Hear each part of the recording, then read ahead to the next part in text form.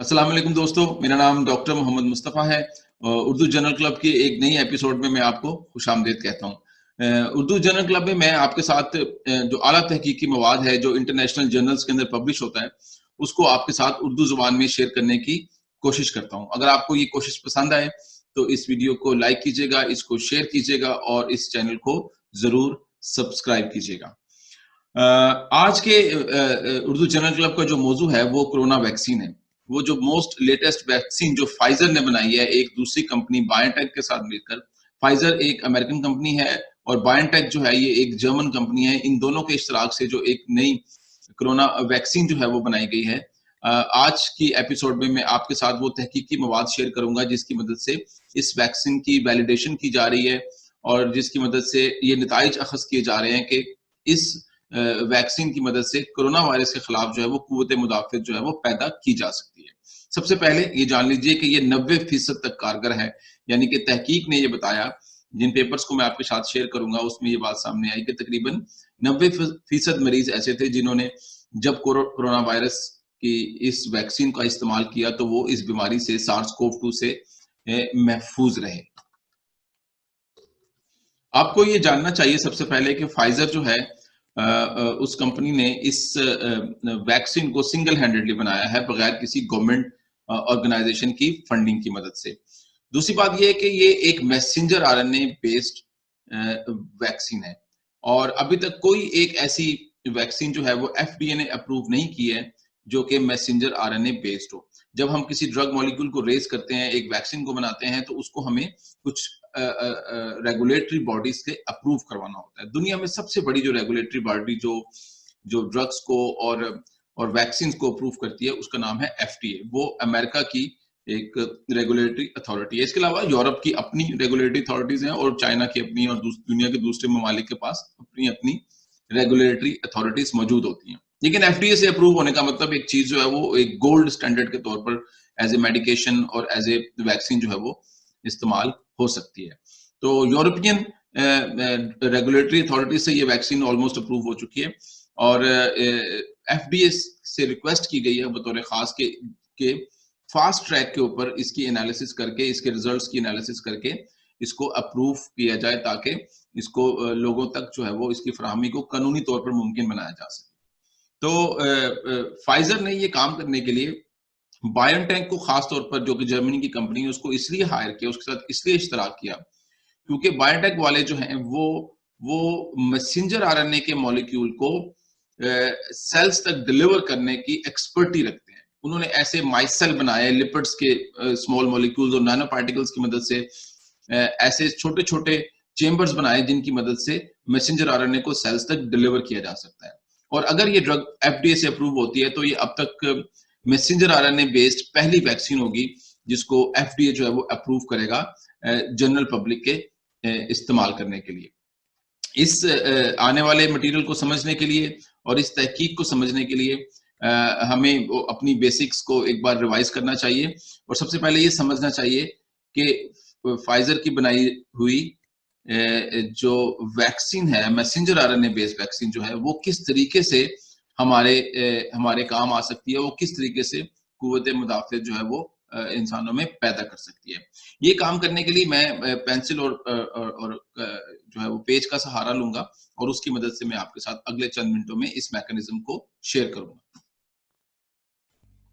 Okay, तो शुरू करते हैं अपनी बुनियादी अंडरस्टैंडिंग से कि हर सेल जो है उसमें न्यूक्लियस होता है। हर ह्यूमन सेल के अंदर न्यूक्लियस होता है और ये वो न्यूक्लियस है जो सेल्स की तमाम एक्टिविटीज को कंट्रोल करता है डीएनए की मदद से।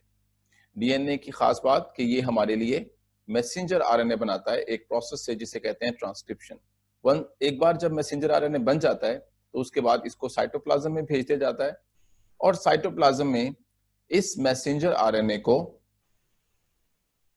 राइबोसोम्स की मदद से ट्रांसलेट कर लिया जाता है। मैसेंजर आरएनए के ऊपर न्यूक्लिक एसिड्स की वही इंफॉर्मेशन होती है जो कि डीएनए में मौजूद होती है, but it has instructions to create a specific type of protein. Translation machinery यानी कि राइबोसोम्स इस मैसेंजर आरएनए पर मौजूद इंफॉर्मेशन की मदद से एक फंक्शनल मॉलिक्यूल या प्रोटीन बनाता है और इस प्रोटीन का जॉब है एक खास फंक्शन को एग्जीक्यूट करना। इस तरीके से सेल्स की नेचुरल सेलुलर मशीनरी जो है वो अपने फंक्शंस को एग्जीक्यूट करती है। जिस किस्म के फंक्शन को एग्जीक्यूट करना होता है उस जीन का इस्तेमाल करके उससे स्पेसिफिक मैसेंजर आरएनए बनाया जाता है and then that messenger RNA will proceed further to make proteins. ये हमारे सेल्स का नेचुरल प्रोटोकॉल है जिसको हम जानते हैं सेंट्रल डोग्मा के नाम से। अब जो फाइजर ने और बायोटेक ने मिलकर जो वैक्सीन बनाई है ये मैसेंजर आरएनए बेस्ड वैक्सीन है। ये मैसेंजर आरएनए बेस्ड वैक्सीन है। ये बड़ी इंटरेस्टिंग बात है और अभी तक कोई ऐसी मैसेंजर आरएनए बेस्ड वैक्सीन नहीं है जिसको एफडीए ने अप्रूव किया हो। शायद ये पहली होगी जिसको इमरजेंसी बुनियादों के ऊपर कहा गया है एफडीए से कि वो इसको अप्रूव करे। यूरोप में इसको अप्रूवल मिल गया लेकिन अभी एफडीए ने इसको अप्रूव करना बाकी है। मैसेंजर आरएनए बेस्ड वैक्सीन्स कैसे काम करती हैं हम सब जानते हैं कि कोरोना वायरस जो है उसके कोड प्रोटीन के बाहर एक खास किस्म के प्रोटीन होती है जिसको बोलते हैं स्पाइक प्रोटीन। ये इसकी पहचान है स्पाइक प्रोटीन। ये वो स्पाइक प्रोटीन्स हैं जिनकी मदद से ये वो स्पाइक प्रोटीन है जिसकी मदद से ये लंग्स के सेल्स में मौजूद एक रिसेप्टर के साथ बाइंड करता है। उस रिसेप्टर को बोलते हैं ACE2 रिसेप्टर। तो ये स्पाइक प्रोटीन लंग सेल्स पे मौजूद रिसेप्टर के साथ बाइंड करता है। दैट इज हाउ ये उसको अटैक करता है। जिसके बाद ये कोरोना वायरस जिसके पास एक अपना न्यूक्लिक एसिड होता है ये मैसेंजर आरएनए की तरह का होता है। ये एक आरएनए वायरस है। ये जो इसका न्यूक्लिक एसिड होता है रिसेप्टर के साथ बाइंड करने के नतीजे में ये इंटरनलाइज कर जाता है। ये इस सेल के अंदर पेनिट्रेट कर जाता है और उसके बाद इस सेल के अंदर मौजूद जो सेलुलर मशीनरी है एक बार कोरोना वायरस का मैसेंजर आरएनए सेल्स में मौजूद। और ये मैसेंजर आरएनए जो है ये कोरोना वायरस से आया है। सेल्स के लिए बहुत मुश्किल होता है डिस्टिंग्विश करना कि ये मैसेंजर आरएनए जो है ये उसका अपना है या बाहर से आया। अब ये मैसेंजर आरएनए चूंकि कोरोना वायरस की इंटरनलाइजेशन से बना है लिहाजा ये सेलुलर मशीनरी को इस्तेमाल करके अपने मतलब की प्रोटीन्स यानी कि ऐसी प्रोटीन्स बनाना शुरू कर देगा जिसकी मदद से वायरस को तैयार किया जा सकता है और इस तरह से बहुत सारे नए वायरसेस बनते हैं। तो ये प्रोटोकॉल है जिसके नतीजे में कोरोना वायरस जो है वो आम सेल्स को अपने ताबे करके और उसकी सेलुलर मशीनरी का इस्तेमाल करके अपने लिए बहुत सारी प्रोटीन्स बनाता है जो कि बहुत सारे नए वायरसेस के बनने का वजह बनती है। अब वायरस की वैक्सीन बनाने के लिए जरूरी है कि हमारा जिस्म और उसके इम्यून सेल्स इस वायरस की प्रोटीन्स को पहचान लें। ऐसा करने के लिए फाइजर और बायोटेक ने क्या किया, इन्होंने एक मैसेंजर आरएनए क्रिएट किया, एक ऐसा मैसेंजर आरएनए क्रिएट किया जिसके पास स्पाइक प्रोटीन का कोडिंग रीजन था, यानी कि एक ऐसा मैसेंजर आरएनए जो स्पाइक प्रोटीन प्रोड्यूस कर सकता है। बाकी चीजें आप जानते हैं, वो मैं पेपर भी साथ में ऐड कर रहा हूं। इसमें 5 प्राइम कैप होगी, इसमें 5 प्राइम यूटीआर रीजन होगा, इसमें 3 प्राइम यूटीआर रीजन होगा। ये सब मैसेंजर आरएनए की निशानियां हैं और आखिर में पॉली ए टेल होगी। एक ऐसा मैसेंजर आरएनए क्रिएट किया जो स्पाइक प्रोटीन प्रोड्यूस कर सकता है। अब अगला काम यह था कि इस मैसेंजर आरएनए को सेल्स तक डिलीवर कैसे किया जाए। इसको सेल्स तक डिलीवर करने के लिए इन्होंने लिपिड बायलेयर का इस्तेमाल किया जिसको माइसेल भी बोलते हैं, और नैनो पार्टिकल्स भी इस्तेमाल किए। एक लिपिड की बायलेयर बनाई सेल मेम्ब्रेन की तरह की, जिसके अंदर इस मैसेंजर आरएनए को उन्होंने इनक्लोज कर दिया। ये डिलीवरी सिस्टम है। एक बार फाइजर और बायोटेक का बनाया हुआ मैसेंजर आरएनए जो कि वायरस का स्पाइक प्रोटीन प्रोड्यूस कर सकता है, सक्सेसफुली सेल्स के अंदर पेनिट्रेट कर जाए तो ये मैसेंजर आरएनए जो वैक्सीन डिलीवर करेगी, इस मैसेंजर आरएनए को सेलुलर मशीनरी इस्तेमाल करने के बाद इसकी मदद से वायरस के स्पाइक प्रोटीन्स बनाना शुरू कर देगी। याद रखें, वायरस नहीं, सिर्फ वायरस के स्पाइक प्रोटीन्स। वायरस के स्पाइक प्रोटीन्स के बनने के नतीजे में ये स्पाइक प्रोटीन्स हमारे सेल्स में मौजूद इम्यून सिस्टम को हमारे सेल्स के अंदर मौजूद इम्यून सिस्टम को एक्टिवेट करेंगे, जिसके नतीजे में हमारा इम्यून सिस्टम बहुत सारी एंटीबॉडीज बनाएगा। और ये वो एंटीबॉडीज हैं जो वायरस के स्पाइक प्रोटीन के साथ बाइंड करके उसको न्यूट्रलाइज करते हैं, तो खत्म करते हैं। तो हर वो इंडिविजुअल जिसके सेल्स में ये माइसल या नैनो पार्टिकल की मदद से मैसेंजर आरएनए चला जाएगा, वो वाले सेल्स किसी तरह से स्पाइक प्रोटीन प्रोड्यूस करके इम्यून सिस्टम को एक्टिवेट करके ऐसी एंटीबॉडीज बना देंगे जो एक्चुअल कोरोना वायरस के आने पर उसकी स्पाइक प्रोटीन्स के साथ अटैच करके अपने आप को उसको न्यूट्रलाइज करते हैं।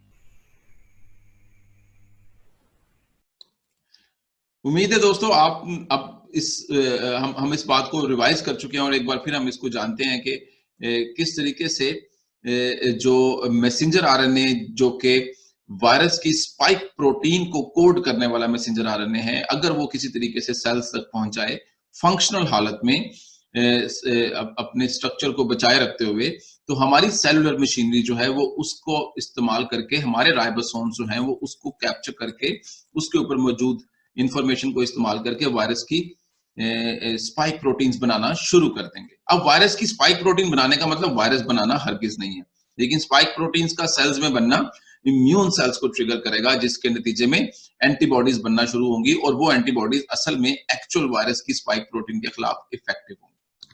अब चलते हैं उर्दू जर्नल क्लब के दूसरे मुश्किल मरहले की तरफ, जिसमें मैं आपके साथ उन रिसर्च पेपर्स के डाटे को शेयर करूंगा जिसकी मदद से हम ये यकीन हासिल करते हैं, ये कॉन्फिडेंस हासिल करते हैं कि ये जो मटेरियल इस्तेमाल किया जा रहा है ये इंसानी सेहत के लिए खतरनाक नहीं है और इसके नतीजे में इंसानी जिस्म के अंदर इस वायरस के खिलाफ खास तौर पर सार्स-कोव-2 की बीमारी के खिलाफ जो है वो कुव्वत मुदाफियत पैदा होगी।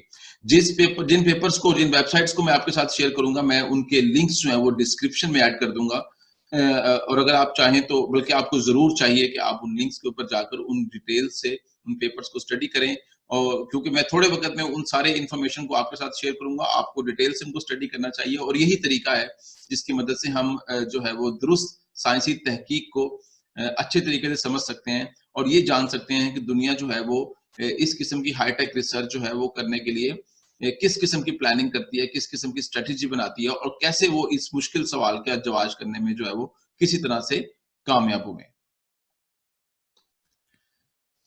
सबसे पहली वेबसाइट जो मैं आपके साथ शेयर कर रहा हूँ, ये अगर आप वैक्सीन रिसर्च में इंटरेस्टेड हैं, अगर आप ट्रैक करना चाहते हैं कि दुनिया में इस वक्त कौन कौन से मॉलिक्यूल्स को एज ए वैक्सीन जो है वो ट्राई किया जा रहा है और वो ट्रायल की कौन सी वाली फेज में मौजूद है, वो फर्स्ट फेज में है, सेकंड में है, थर्ड में है, उसका एनिमल ट्रायल चल रहा है, उसका ह्यूमन ट्रायल चल रहा है, उससे एसोसिएटेड रिसर्च पब्लिकेशंस कौन कौन सी हैं, तो ये वो जगह है जहां पर आपको इसकी सबसे बेहतरीन इंफॉर्मेशन मिल सकती है। ये है raps.org। इस वेबसाइट के ऊपर आपको खास तौर पर कोरोना वायरस के हवाले से जिन वैक्सीन के ट्रायल चल रहे हैं उनकी डिटेल्स मौजूद हैं, कौन लोग उसको रन कर रहे हैं, स्पॉन्सर कौन कर रहा है और उससे एसोसिएटेड पब्लिकेशंस कौन सी, ये सब क्लिकेबल है।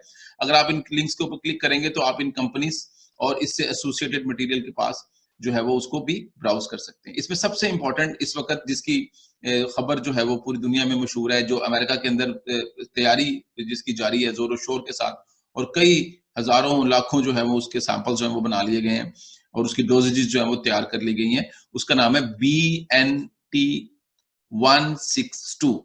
ये वो बतौर खास वो वैक्सीन है जो कि हमारे आज का और आजकल पूरी दुनिया का जो है वो टॉपिक है और मौजू है कि जिसको ख्याल किया जा रहा है कि ये शायद इंसानों को कोरोना वायरस जैसी इस मूजी वबा से जो है वो बचाने में कामयाब हो जाए। तो यहां से आप इस मटेरियल को एक्सेस कर सकते हैं। इसके बाद जो एक और पेपर मैं आपसे चाहूंगा कि आप उसको जरूर ब्राउज करें, उसके बारे में स्टडी करें। वो पेपर जो है वो पब्लिश हुआ new England journal of medicine में। ये पेपर जो है ये इसका टाइटल है safety and immunogenicity of 2 RNA based covid vaccine candidates. दरअसल फाइजर और जब इसको अपने मॉलिक्यूल्स को ग्रो कर रही थी, अपने कैंडिडेट मॉलिक्यूल्स को बना रही थी, उसके ऊपर रिसर्च कर रही थी, तो वो इवेंचुअली 2 मॉलिक्यूल्स पे आकर ठहर गए। वो 2 मैसेंजर आरएनए मॉलिक्यूल्स की बात कर रहा हूँ। वो 2 मैसेंजर आरएनए मॉलिक्यूल्स इनक्लोज्ड इन अ माइसेल, इनक्लोज्ड इन अ नैनो पार्टिकल आप कह सकते हैं चेंबर में उनको बंद किया हुआ था, ये 2 मॉलिक्यूल्स तक वो आकर रुके। उनमें से पहले मॉलिक्यूल का जो नाम है वो है BNT162B1 और दूसरे मॉलिक्यूल का नाम है BNT162B2 और ये 2 मॉलिक्यूल्स वायरस की स्पाइक प्रोटीन को कोड करते हैं, अलग-अलग फ्रैगमेंट्स को कोड करते हैं, अलग-अलग हिस्से को कोड करते हैं, जो मैं इससे पहले आपको राइटिंग में जो है वो दिखा चुका हूं। इसको हम नाम देंगे कैंडिडेट 1 का या मॉलिक्यूल 1 का और इसको हम कहा करेंगे अभी कहेंगे मॉलिक्यूल 2 या कैंडिडेट 2, तो B1 या B2। तो ये 2 मॉलिक्यूल तक वो पहुंचे और अब उन्होंने ये चेक करना था कि इन दोनों में से वो कौन सा मॉलिक्यूल है जिसको नेक्स्ट फेज में, थर्ड फेज में जो है वो एनिमल्स और उसके बाद ह्यूमन ट्रायल तक जो है वो ले जाया जाए। इसके लिए रिसर्चर्स को, आप अगर एक रिसर्चर है और एक ड्रग मॉलिक्यूल को रेज कर रहे हैं और आपने एक मॉलिक्यूल जो आप किसी बीमारी का इलाज समझते हैं, तो आप हमेशा से ये जानना चाहेंगे और आप कोशिश करेंगे कि आप पता लगाएं कि ये जो ड्रग मॉलिक्यूल है ये किसी तरह इंसानों के लिए खतरा तो नहीं है, किसी तरह से ये इंसानों के अंदर कुछ और मजीद कॉम्प्लिकेशंस या बीमारियों की वजह तो नहीं बनता। तो हमेशा रेगुलेटरी अथॉरिटीज आपसे ऐसे एक्सपेरिमेंट का डाटा मांगती है कि ये जिस मॉलिक्यूल की आप बात कर रहे हैं ये इंसानों के लिए कितना सेफ है और उसको कैसे जो है वो उसको इस्तेमाल करने इंसानों के लिए कोई और बीमारी की वजह नहीं बने। तो इन लोगों ने जब रिसर्च की, ये उसका पब्लिश डाटा है, इसमें उन्होंने 2 ग्रुप्स के ऊपर ये एक्सपेरिमेंट किया। एक ग्रुप वो था जिसकी एज 18 से 55 साल के दरमियान थी, ये आप जवान से लेकर मिड एज के किस्म के लोग थे। और दूसरा एज ग्रुप वो था जो 55 से बाद से लेकर 65 से गालबन 85 साल के दरमियान जिनकी उम्र थी। इन्होंने डोजेज के 3 जो है वो अमाउंट्स इस्तेमाल किए, यानी कि B1 के 3 अमाउंट्स और B2 के भी 3 अमाउंट्स, 10 माइक्रोग्राम, 20 माइक्रोग्राम और 30 माइक्रोग्राम। और वो इन्होंने मुख्तलिफ वॉलंटियर्स को इंजेक्ट किया ये 3 डिफरेंट अमाउंट्स B1 और B2 की, और उसके नतीजे में उन्होंने उनके ऊपर आने वाले असरात का जायजा लिया आने वाले 7 से 8 दिनों में। उन असरात को उन्होंने स्टडी करने के बाद उन्होंने डाटे की शक्ल में हमारे साथ और दुनिया के साथ शेयर किया। मैं उनमें से कुछ फिगर्स को आपके साथ शेयर करता हूँ। फिगर नंबर 2 को खास तौर पे मैं आपके साथ शेयर करने की कोशिश करता हूँ। ये इस पेपर की फिगर नंबर 2 है। मेरी आपसे फिर रिक्वेस्ट है कि आप काइंडली मजीद डिटेल के साथ इसको स्टडी करें, मैं सिर्फ इसके इंपॉर्टेंट एस्पेक्ट्स को आपके सामने हाईलाइट करता हूँ। तो ये इसकी फिगर नंबर 2 है, अगर आप इसको देख पा रहे हैं। इस फिगर के अंदर ये इसका पहला पोर्शन है। इस फिगर के अंदर अगर आप देखें तो ये फिगर 18 से 55 साल के जो वॉलंटियर्स थे जिनको ये B1 का मॉलिक्यूल दिया गया। तो ये जो आप फिगर देख पा रहे हैं, ये जो ऊपर वाली 2 फिगर्स हैं, ये उन लोगों की हैं जिन्होंने B1 यानी कि पहले मॉलिक्यूल को रिसीव किया था एज ए वैक्सीन। नीचे वाली फिगर जो है वो उन लोगों की है जिन्होंने B2 को रिसीव किया था एज ए वैक्सीन। जिन लोगों ने B1 को रिसीव किया, अगले 7 से 8 दिनों में उनके बारे में ऑब्जर्वेशंस जो हैं वो नोट की गई। सबसे पहली ऑब्जर्वेशन ये नोट की गई, इनको 3 अलग-अलग ड्रग्स दी गई, जैसा कि आप देख रहे हैं, 10 माइक्रोग्राम, 20 माइक्रोग्राम और 30 माइक्रोग्राम। अगर मैं आपके लिए थोड़ा सा जूम करके दिखाऊं ताकि आपको आसानी हो जाए, इस फिगर में आप देख सकते हैं 10 माइक्रोग्राम, 20 माइक्रोग्राम और 30 माइक्रोग्राम। ये 3 किस्म की डोजेज जो है वो वॉलंटियर्स को दी गई B1 की, और उनकी 3 किस्म की एनालिसिस की गई। सबसे पहले ये देखा गया कि क्या वो पेन महसूस करते हैं जहां पर ये इंजेक्ट की गई। ऑब्वियसली आप समझ सकते हैं, अगर एक एक्सटर्नल मॉलिक्यूल जो है वो बहुत ज्यादा मिकदार में किसी जगह में इंजेक्ट किया जाए तो वहां पर फिजिकली पेन हो सकती है, और ये बहुत कॉमन किस्म की बात है इस किस्म के एक्सपेरिमेंट्स में। तो तीनों में आप ग्रुप्स में आप देख सकते हैं, और 30 माइक्रोग्राम वाले में अक्सर लोगों को पेन महसूस हुई जिनको ये इंजेक्ट किया गया। उसके बाद उन्होंने रेडनेस ऑब्जर्व की, स्टडी की, उसके बाद स्वेलिंग स्टडी की। तो उनका इसके बारे में रिजल्ट ये था कि जब ये B1 की डोज दी जाती है तो इतनी अमाउंट ऑफ पीपल, इतने लोग जो थे जिन्होंने रेडनेस, स्वेलिंग को जो है वो की शिकायत की या उनमें ये अपीयर हुई। अब मजे की बात ये कि ये जो डोजेज है वैक्सीन का, ये 2 मरतबा देना है। ये एक खास दिनों के बाद एक बार फिर उसका सेकंड डोज दिया जाएगा। तो ये सेकंड डोज का डेटा है जिसमें आप देख सकते हैं कि once again the pain factor is there and then the redness and the swelling which comparatively less, वो पहले के मुकाबले में थोड़ी कम है लेकिन है। जो B2 मॉलिक्यूल के साथ जब ये वाला एक्सपेरिमेंट किया गया, नीचे आप गौर से देखें, ये B2 मॉलिक्यूल के साथ जब यही वाला एक्सपेरिमेंट रिपीट किया गया तो इसके अंदर रेडनेस और स्वेलिंग के केसेस कंपैरेटिवली बहुत कम आए।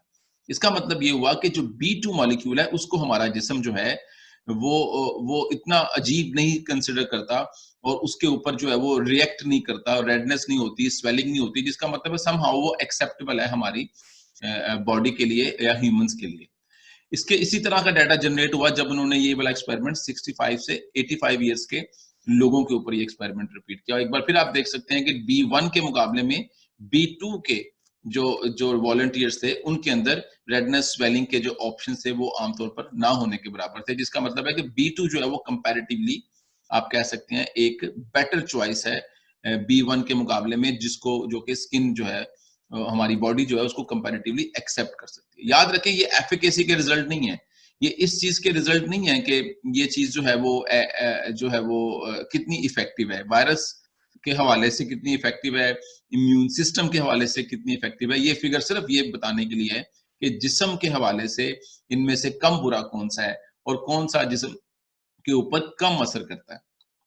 उसके बाद आप एक और फिगर जरूर देखना चाहेंगे और आप इसको जरूर ब्राउज कीजिएगा, मेरे कहने पे भी नहीं या वैसे भी जरूर ब्राउज कीजिएगा। ये इसको बोलते हैं सिस्टमैटिक इवेंट्स रिपोर्ट, जो अगले 7 दिनों में वायरस की एडमिनिस्ट्रेशन के बाद जो है वो की जाती है। इस सिस्टमैटिक इवेंट्स रिपोर्ट के अंदर एक बार फिर उन्हीं 2 ग्रुप्स को 18 से 55 और दूसरा बुजुर्गों का ग्रुप जो है जिसके ऊपर एनालिसिस की गई। अब की दफा इन्होंने स्टडी किया फीवर को, फटीग को और चिल्स को। ये बॉडी के नेचुरल रिस्पॉन्सेज हैं जब कोई वियर्ड चीज बॉडी एक्सपीरियंस करती है, जब कोई टॉक्सिक चीज बॉडी जो है वो एक्सपीरियंस करती है। तो आप देख सकते हैं कि एक सर्टेन नंबर ऑफ पीपल जो है वॉलंटियर्स हैं उन्होंने रिस्पॉन्ड किया फीवर के लिए, फटीग के लिए और चिल्स के लिए, पहली डोज में भी और उसके बाद जब B1 की सेकेंड डोज दी गई। जब इन्हीं लोगों को B2 दिया गया यानी कि जो सेकंड कैंडिडेट मॉलिक्यूल था, तो उसमें कंपैरेटिवली बहुत कम लोग आए as compare to the B1। तो ये डाटा भी यही बात की तरफ इशारा करता है कि जो B2 मैसेंजर आरएनए का मॉलिक्यूल आपने जनरेट किया है फाइजर ने, वो B1 के मुकाबले में कम टॉक्सिक है, उसके ऊपर बॉडी इतना ज्यादा वियर्ड रिस्पॉन्स नहीं करती। इसको हम इस्तेमाल कर सकते हैं फेज 3 ट्रायल में, इसको हम इस्तेमाल कर सकते हैं एनिमल ट्रायल में और ह्यूमन ट्रायल्स के अंदर, क्योंकि ह्यूमंस की बॉडी इसको कंपैरेटिवली जो है वो एक्सेप्ट कर पा रही है और इसके ऊपर ज्यादा स्ट्रॉन्ग रिस्पॉन्सेज नहीं देती। इस बात को मजीद अगले लेवल तक स्टडी करने के लिए एनिमल स्टडीज की गई और उसके लिए इन्होंने एक पेपर, अभी ये पेपर पब्लिश नहीं हुआ, याद रखें ये पीयर रिव्यूड जर्नल नहीं है, लेकिन आने वाले दिनों में जब तक ये वीडियो जाएगी और अगर आप लोगों ने इसको देखा या इसको स्टडी किया तो शायद ये पब्लिकेशन आ भी जाए। अभी इन्होंने इसको रिलीज किया है, ये अनपब्लिश डेटा है, अभी पीयर रिव्यूड नहीं है, लेकिन ये डेटा बड़ा आप कह सकते हैं इसको जब आप स्टडी करेंगे तो बड़ा होपफुल किस्म की इंफॉर्मेशन इसके अंदर मौजूद है कि जब इन्होंने कैंडिडेट वैक्सीन को, अब आप जानते हैं कैंडिडेट वैक्सीन B2 वाली, वो जो हमने अभी स्टडी किया है, जब इन्होंने B2 वाली वैक्सीन को दिया खासतौर पर प्राइमेट्स में, नॉन ह्यूमन प्राइमेट्स में, मकैक बंदर जो है वो बंदरों की एक किस्म है उसमें इस्तेमाल करते हैं, चिंपैंजीज में इस्तेमाल करते हैं, तो पता लगा कि ये बहुत इम्यूनोजेनिक है। यानी कि इस पेपर में इन्होंने स्टडी कर, ये जो पेपर भी पब्लिश होएगा इसमें ये पढ़ रहे थे, स्टडी कर रहे थे कि इम्यून सिस्टम कितना रिस्पॉन्ड करता है, यानी कि इसकी एफिकेसी कैसी है, ये कितना अच्छा इम्यून सिस्टम को ट्रिगर करता है और वो इम्यून सिस्टम कितनी अच्छी एंटीबॉडीज बनाता है। तो उन्होंने कहा कि ये बहुत ज्यादा हाईली इम्यूनोजेनिक है और ये खास तौर पर इतना इम्यूनोजेनिक है कि लंग इन्फेक्शन को भी ये बचा देता है, अवॉइड करा देता है, यानी कि ये एक इफेक्टिव मॉलिक्यूल है नॉन प्राइमेट्स में, इसलिए इसको ह्यूमंस में भी इस्तेमाल करने में कोई प्रॉब्लम नहीं होनी चाहिए। अब ये लोग कैसे पता लगाते हैं कि ये इसकी एफिकेसी अच्छी है या इसने इम्यून सिस्टम को अच्छे से ट्रिगर किया या ये एक बड़ा क्या कहते हैं एफिशिएंट किस्म का मॉलिक्यूल है पर्टिकुलरली SARS-CoV-2 के खिलाफ। इसके लिए हमें ये बात समझनी पड़ेगी कि जब कोई मॉलिक्यूल फॉर एग्जांपल जिसकी हम बात कर रहे हैं BNT162b2, रिमेंबर ये दूसरा वाला है, अगर ये इफेक्टिव होएगा तो ये इम्यून सिस्टम को ट्रिगर करेगा जो कुछ स्पेसिफिक मॉलिक्यूल्स प्रोड्यूस करेंगे, उसको TH1 मॉलिक्यूल भी कहते हैं। CD4 की CD4 प्लस ज्यादा फेमस नाम है इनका। CD4 प्लस सेल्स को हेल्पर टी सेल्स भी कहते हैं। ये एक्चुअली क्या होते हैं और क्या नहीं होते, इसके लिए मैं आपको सजेस्ट करूंगा कि आप मॉलिक्यूलर इम्यूनोलॉजी की वीडियोस देखिए जो मैं यूनिवर्सिटी स्टूडेंट्स को पढ़ाता हूँ, जहां पर हम CD8 molecules, CD4 molecules, interferon gamma, ये सब मॉलिक्यूल कहाँ से आते हैं, कौन पहले आता है, कौन बाद में आता है, और ये कैसे वायरस से लड़ते हैं, कैसे इन्फेक्शन से लड़ते हैं, ये सब बातें वहां पर डिटेल से एक्सप्लेन की गई है। लेकिन मैं एक्सपेक्ट कर रहा हूं, अगर आप ये वीडियो यहाँ तक सुन रहे हैं, कि आप इम्यून सिस्टम के इन सेल्स के जॉब को समझते हैं। तो CD4 सेल जो है, ये एक ऐसा हेल्पर टी सेल है, ये एक हेल्पर टी सेल है। हेल्पर टी सेल वो होता है जो बीटा सेल्स की मदद करता है, जो बीटा सेल्स को पुश करता है कि वो प्लाज्मा सेल्स बनाए, और वो बीटा सेल्स को पुश करता है कि वो प्लाज्मा सेल्स बनाए, और प्लाज्मा सेल्स डिजाइंड हैं बहुत सारी एंटीबॉडीज पैदा करने के लिए। इसका मतलब है अगर किसी ड्रग की एडमिनिस्ट्रेशन के बाद, किसी वैक्सीन की एडमिनिस्ट्रेशन के बाद बॉडी बहुत सारे CD4 सेल्स प्रोड्यूस कर रही है, दैट मींस कि वो वैक्सीन जो है वो इम्यून सिस्टम को टच कर रही है, वो उसको ट्रिगर कर रही है, और उसके नतीजे में CD4 सेल्स बन रहे हैं। इसके अलावा इंटरफेरॉन गैमा का बनना बतौर खास इस बात की निशानी है कि बॉडी ये समझ रही है कि ये एक वायरस का अटैक है, ये एक वायरस का जो है वो, क्योंकि वायरस अटैक में आमतौर पर इंटरफेरॉन्स जो है वो पैदा होते हैं उसको काउंटर करने के लिए। तीसरा अहम सेल जिसके लेवल को उन्होंने स्टडी किया कि उसका लेवल भी बढ़ गया, वो CD8+ सेल से। ये साइटोटॉक्सिक टी सेल्स होते हैं, ये बड़े खास किस्म के इम्यून सेल्स होते हैं जो इन्फेक्टेड सेल्स को किल कर सकते हैं।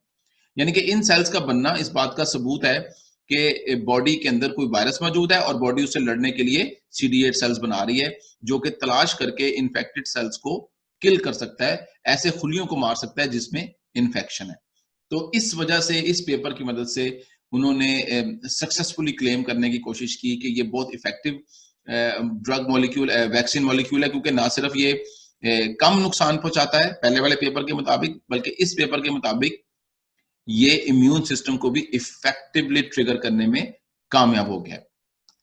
ये जो चीजें हैं, अगर हम इसको ब्राउज करें और हमें इसको ब्राउज करने का शौक होना चाहिए। याद रखें कि रिसर्चर के अंदर ये थर्स्ट होना चाहिए, जब वो कोई खबर सुनता है तो वो उसको ट्रेस करे, उसको पकड़ने की कोशिश करे और उससे रिलेटेड रिसर्च मटेरियल को ट्रैक करने की भी कोशिश करे।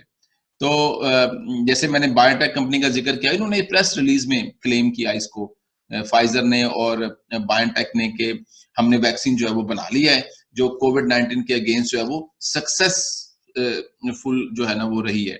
और ये एनालिसिस उन्होंने फेज 3 ट्रायल स्टडी में किया, जहां पर उन्होंने एक्चुअल पेशेंट्स को जो है वो ये वाली ड्रग जो है वो ये वाली वैक्सीन जो है वो दी। अब आप याद रखें कि फेज 3 ट्रायल में हम जब वैक्सीन एडमिनिस्टर करते हैं तो रिसर्चर को ये मालूम नहीं होता कि जिसको वो वैक्सीन दे रहा है या वो किसको वैक्सीन दे रहा है और किसको वैक्सीन नहीं दे रहा। हम अलग अलग किस्म के ग्रुप्स बनाते हैं, एक को प्लेसिबो बोलते हैं और किसी को हम कंट्रोल कहते हैं। ये ग्रुपिंग कैसे होती है, इसके लिए आप मेरी अर्लियर उर्दू जर्नल क्लब की वीडियोस देख सकते हैं। इन टोटलिटी इस पेपर को पढ़ने के बाद आप ये जान पाएंगे कि जब इन्होंने लोगों को एडमिनिस्टर की ये वाली वैक्सीन B2 लोगों के अंदर इंजेक्ट करनी शुरू की, और कुछ अरसे के बाद जाके उन्होंने उनको ट्रेस बैक किया, उनको डीकोड किया, अनमास्क किया लोगों को दोबारा से, और उनसे पूछा और उनकी एनालिसिस की, उनका टेस्ट किया कि उनके पास SARS-CoV-2 का वायरस आया या नहीं आया, वो इन्फेक्ट हुए या इन्फेक्ट नहीं हुए। तो उनकी स्टडी ने रिवील किया कि ऐसे लोग जिन्होंने ये वाली वैक्सीन लगवाई थी, जो प्लेसिबो नहीं थे, जिन्होंने ये वाली वैक्सीन लगवाई थी, उनमें से 90% लोग जो थे वो वायरस के इन्फेक्शन से बचे रहे।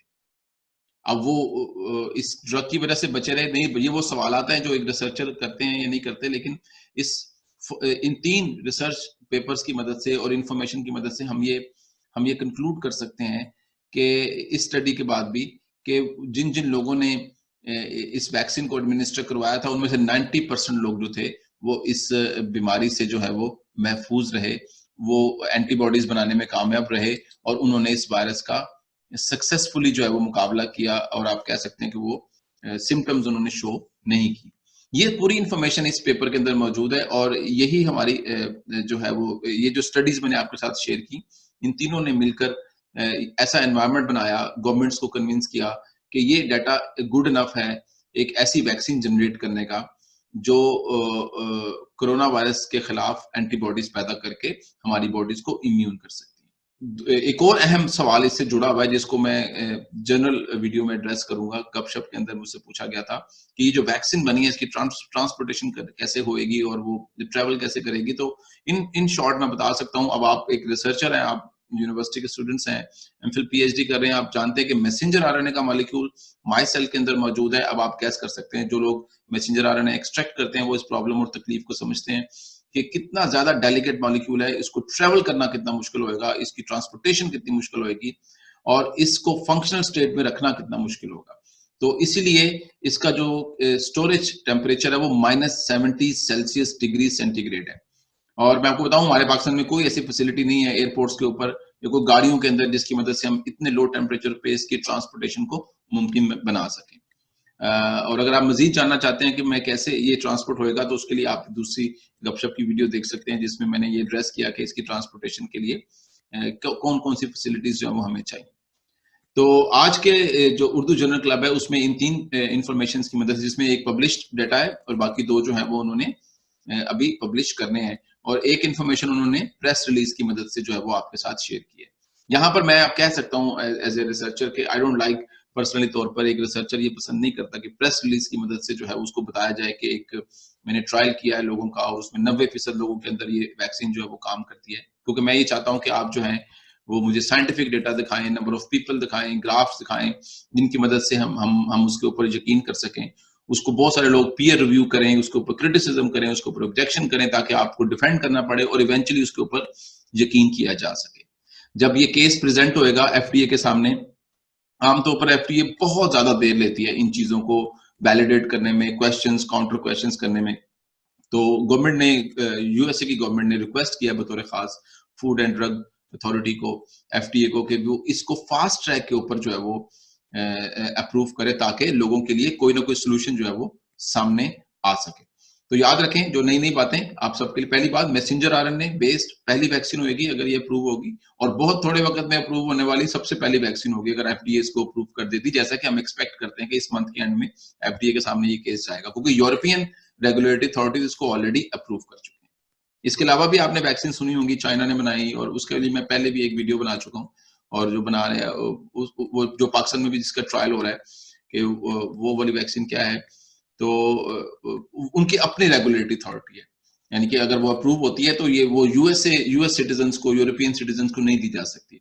जब एफडीए अप्रूव करती है तो जनरली तौर पर पूरी दुनिया ये समझती है कि इसको पूरे तरीके से चेक कर लिया गया है। अब देखना यह है कि ये ड्रग जो है वो, वैक्सीन जो है ये कितनी इफेक्टिव है और ये किस हद तक कुव्वत मुदाफियत जो है वो बनाए रखती है, और क्या ये कुव्वत मुदाफियत जो है वो आम कुव्वत मुदाफियत की तरह हमेशा हमारे जिस्म में रहेगी और हमेशा हम इससे बच सकेंगे एक ही डोज से, यानी कि मल्टीपल डोजेस से, या ये सीजनल फ्लू की तरह बार बार रिपीट होकर हमारे सामने आएगी।